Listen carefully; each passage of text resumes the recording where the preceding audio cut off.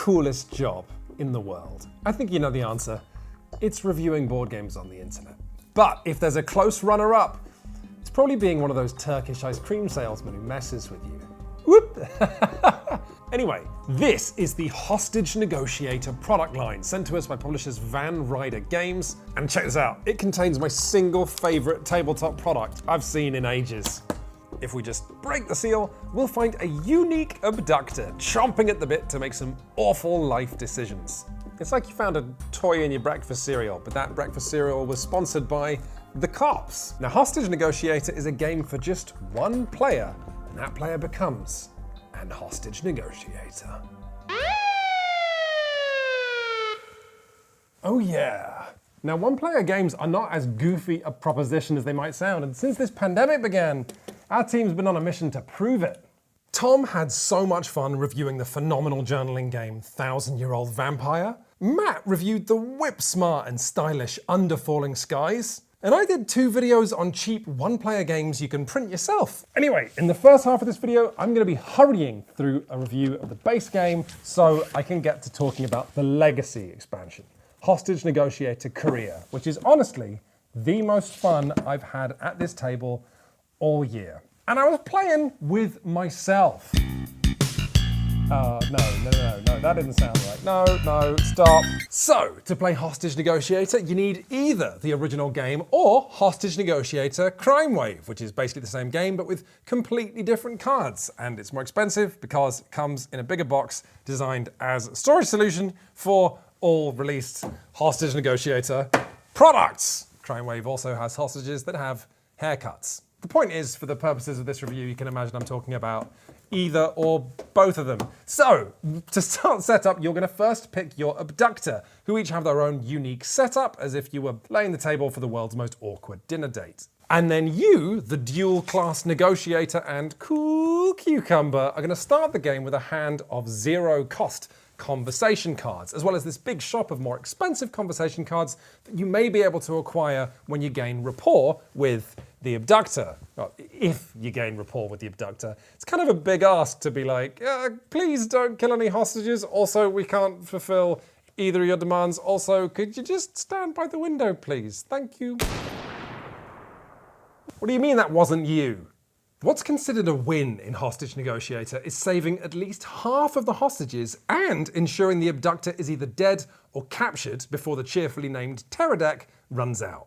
As you're building this Terror deck, you're also going to add a random sort of finale card at the bottom. So on the final turn of the game, you're always going to have this exciting last-ditch attempt to save the negotiation before the police go in and assault the place. Now, as for how any of this plays, it's really unique. It's like nothing I've played. It's like the surly teenage offspring between a hand management game and a craps table. And you are going to be playing something like a cross between Samuel Jackson from The Negotiator and Tim Robinson from that one sketch in Netflix's The Characters. She kisses me, I'm in heaven. Snake eyes. Snake eyes? Snake eyes? Oh no! No! So let's get into the details. Each round of Hostage Negotiator is divided in 2. The conversation phase, then the spend phase, then the Teraphase. That's a bad phase. In the conversation phase, you simply play whatever cards you want from your hand. Now, cards can be played face down to gain you 1 conversation point, and people on the internet will tell you that that's very important for winning. It is very important for winning. But it seems inefficient, so most of the time you'll be playing cards face up and tossing them juicy bones. No. Each roll you make is usually with 2 dice, but it can be with 1 if you've managed to upset the abductor, or more if you've talked them into a limp state of law-abiding acquiescence. Now, if you get 1 or 2 successes, you're going to breathe a huge sigh of relief, and you're going to do what it says on the card. Perhaps releasing hostages, or getting more dice on the next thing you say, or perhaps you get lots of conversation points, or you calm down the abductor. If you manage to get all the way down to the bottom of this dial, then further movement will see them releasing hostages. But if they max out the grumpiness, they'll start killing hostages. My script says, brackets, funny sound effects at this point. No idea what I was thinking when I wrote that. Thing is though, you often won't roll successes because they're only on 2 sides of the dice. Hopefully you at least rolled this symbol, which lets you discard 2 more cards from hand to get 1 success. But maybe you don't want to discard 2 cards. Or maybe you just rolled no successes at all, at which point you're probably going to sag in your chair a little bit and make a noise like... That means you instead apply the failure result on the card, which can do all sorts of exclusively bad stuff and often ends the current conversation you're having. Incidentally, the way that this designer acknowledges that scared humans are unpredictable and edgy by making everything in this game hinge on a really scary dice roll is just terrific. Thematically and mechanically, it just pops. It makes the whole game feel like this high wire act where anything you choose to do is either going to get you exactly what you want or see the fingers of fate jabbing you in both eyes. It's just awesome. This is the most fun I have had rolling dice in years. When did rolling dice stop being such a big part of board games? Anyway, the conversation phase ends when you decide that either you don't want to play any more cards or you've had the abductor hang up on you as if you were making a civic spam call. Hello? What do you want, pig? Yeah, I was just calling to see if you're happy with the current amount of hostages that you have. Pardon? Would you say you have A, too many hostages, B, way too many hostages? Hello? Oh, she hung up again! Once the conversation phase is done, you move on to the spend phase. Here you get to spend all of the conversation points you earned, if any, on new cards before resetting the dial to 0. Finally, you move on to the Teraphase, where you flip a card off the Terra deck and something happens. Could be the abductor asks for a beer. Could be they just shot someone. Could be a hostage makes a break for it. Could be the abductor you just spent 4 conversations calming down just got real mad again. Maybe they went on social media. There is a lot of fun stuff in this deck. I mean, obviously it's mostly bad. It's called the Terra deck. But because you build it randomly each game out of a big pack of Terra cards, you never know whether this deck is going to be on your side or not, just like the dice. The last thing to mention is demands. Finding time to ask the abductor what they actually want is vital, even though talking about it can upset them. And it's vital because the abductor will often act out worse via the Terra deck if they have unrevealed demands, but also because the demands they have can offer you opportunities to best them. Just, definitely don't do what I did in my first game. All right, listen up. I'm listening. Are you listening? I'm listening. All right, listen up. I got you that school bus you wanted to escape in. It's below you, in the parking garage. What? Really? Hold on. All right, now you listen to me. This crazy thing that you and I've got going on, it's based on trust. So I just showed you that I respect you. Now you show me that you respect... What was that? Is he leaving? He's leaving with the hostages. Oh, this is so bad.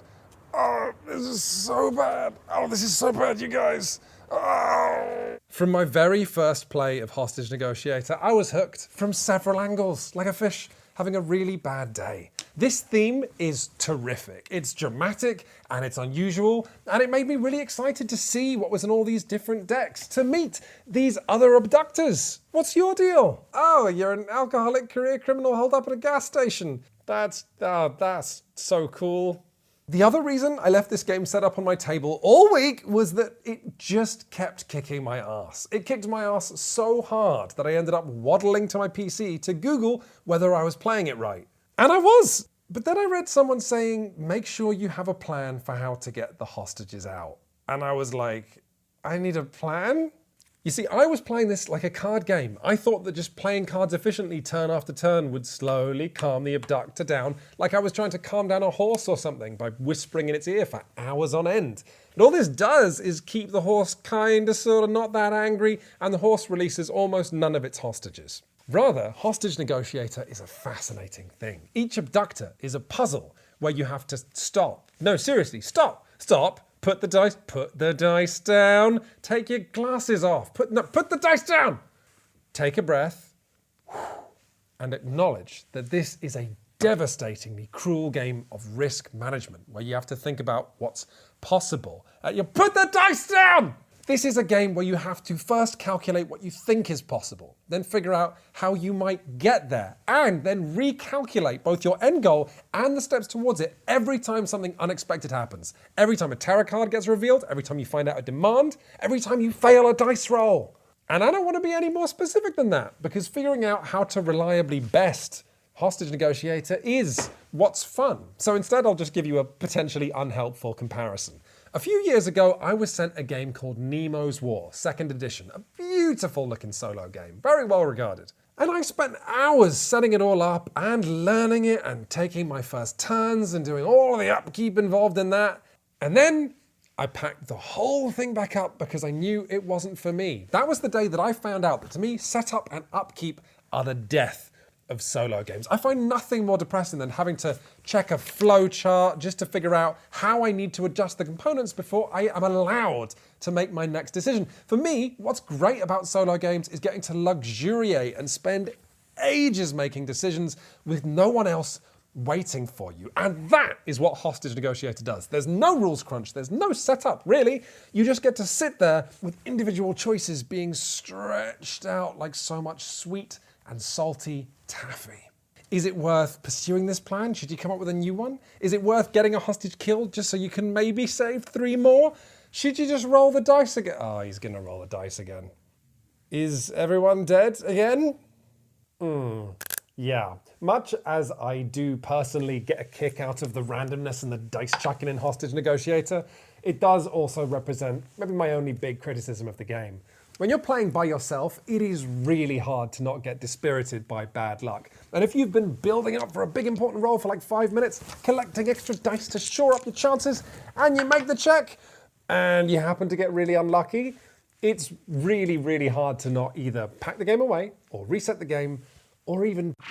And for a game where just trying to crack the puzzle is what kept me coming back night after night, it's very weird to have that puzzle like abruptly yield to you in the form of dice and lucky tarot cards, so you just pass. And so for that reason, what I consider the real challenge in Hostage Negotiator is one of the achievements written in the back of the manual, with the game asking you to beat all 3 abductors that come in the box in sequence.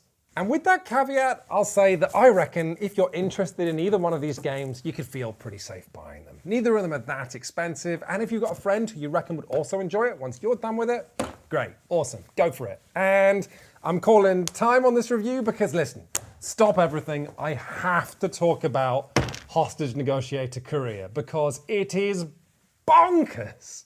So, if you buy Hostage Negotiator and Crime Wave and at least 7 abductor packs, you can then play, you then have to buy Hostage Negotiator Korea and then you can play it. And this lets you link games of Hostage Negotiator together in a replayable campaign. There's actually a bundle on the Van Ryder Games site that gets you all of this and more for $150. And at first I was like, this is insane. But then I thought, well, the new Descent costs $150. And if you want to play a great campaign game like the Arkham Horror card game or Too Many Bones, you're definitely spending more than $150.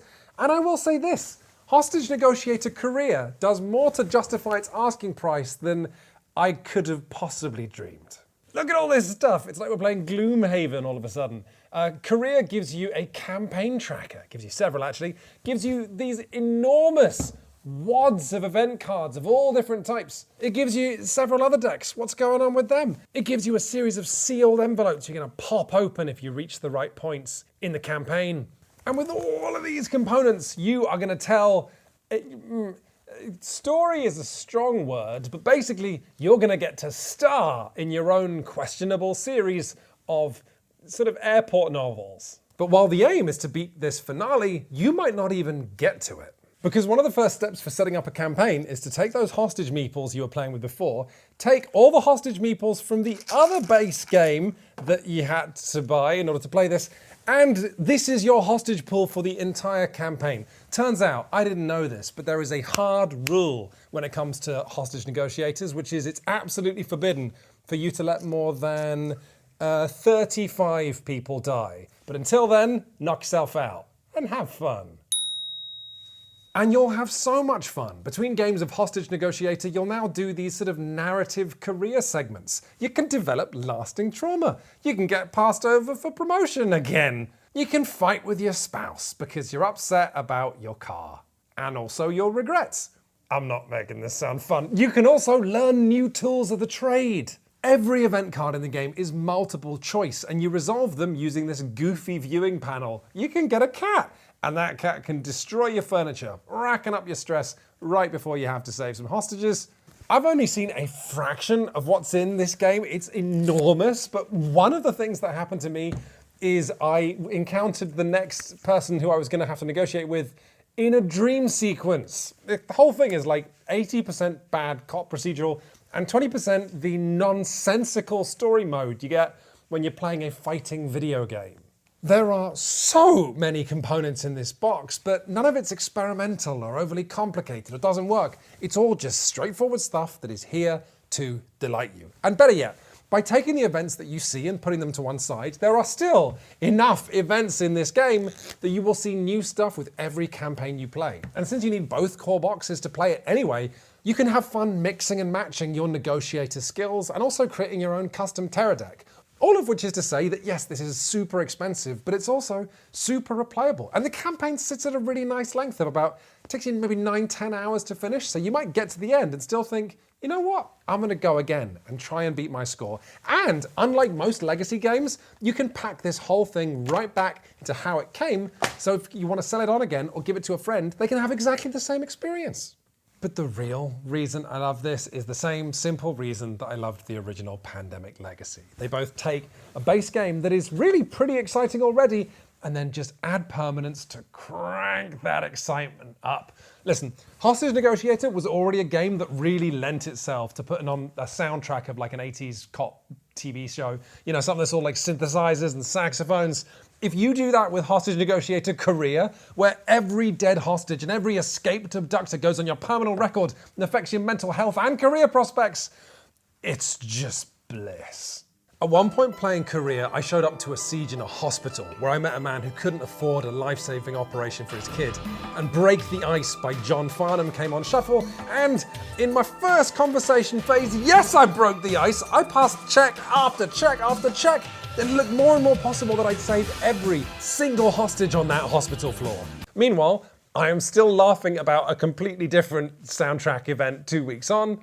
The abductor packs are super expensive, but they do tend to have really interesting abductors with special rules, and I was having just a horrible time talking to a divorced dad who'd kidnapped his kids and hidden them with his sister in a swamp. And listen, for whatever reason, I just could not find these kids, and I couldn't calm the dad down. And at that exact moment, The Touch by Stan Bush came on shuffle.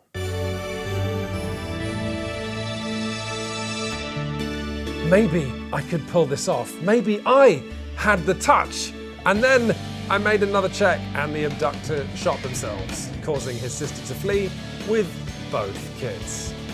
You see, it's not just that the career expansion makes hostage negotiation more exciting and juicy. It also solves my only criticism with the base game, which is that when you're trying to beat Hostage Negotiator the puzzle, bad luck just doesn't quite feel like it fits. But when you're playing Career, bad luck just becomes part of your story. You might have completely banjaxed the negotiation, but you're still in there, you're still breaking a sweat because maybe you can save just one of these people so that you don't have to write a 0 in the hostages saved column.